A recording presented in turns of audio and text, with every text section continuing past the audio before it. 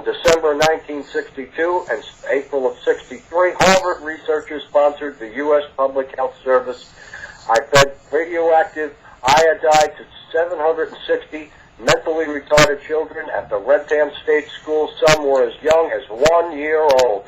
Between 1963 and 1976, Carl Heller from the University of Oregon exposed the testicles of 67 prisoners at Oregon State Prison to ionizing radiation to test the effects of radiation on fertility. If this does not sound like Nazi Germany and the concentration camps, I don't know what does in the United States of America. The United States government carried out radiation experiments in 33 veterans' hospitals during the Cold War. The VA acknowledged in 1993 that military patients in at least 14 facilities were victims of these experiments. Can you imagine that, ladies and gentlemen? You go and serve your country, and they take you in, and then they falsify the records and detrimentally treat you with this type of experimentation. Well, ladies and gentlemen, this is going on today. They are grabbing people off the streets, literally kidnapping people, taking them into satanic rituals, that stealing your children and doing just that. This is the type of government that we have. People need to understand there is a way to fight these people. The fighting is the exposure of the crimes. They don't want this information out. And we are here to bring this information out. At risk of life and limb, we are bringing this information out to help people not only in the United States, but around the world. So this information that's already been proven, that's already out there, is a very, very good lead-in to the problems and the situations that are going on today. And there are targeted individuals out there who do have information, who do have pictures, that do have audios, and I do suggest, without tipping your hat too much, but enough to expose that these crimes exist today and exist in your life. And I've said this for many years. Collect evidence. Collect the evidence. It may not be useful today or tomorrow, but it may, in fact, save your life, and it may, in fact, prove your statements. We had a conversation last week with House Representative Jim Guest with just that discussion, the discussion of evidence collecting. That makes the difference between whether your statement is not only suitable for any kind of testimony, but even for discussion.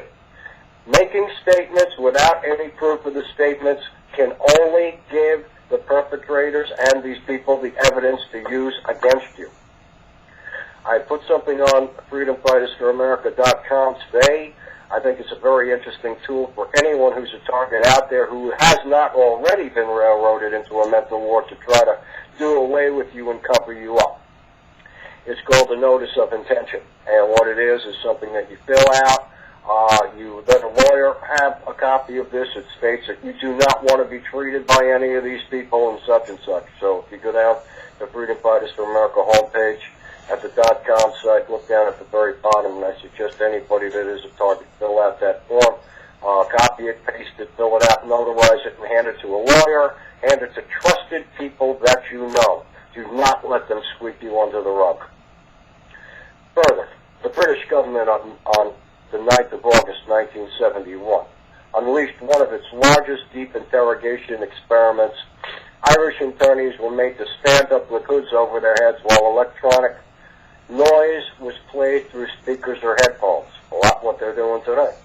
They were naked, half-starved, and abused. Professor Robert Daly being awakened in the middle of the night, being beaten, lied to, and insulted was part of the unfreezing process, though which psychological defenses were broken down and terror and humiliation were induced.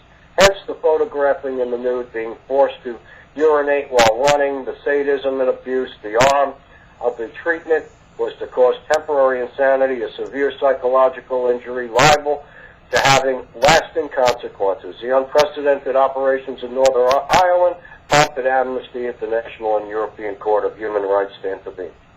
This is the type of things we're talking about here. Sounds just like Guantanamo, doesn't it? It really does. And it's very important for people to understand that this stuff is still continuing. There is no difference, ladies and gentlemen.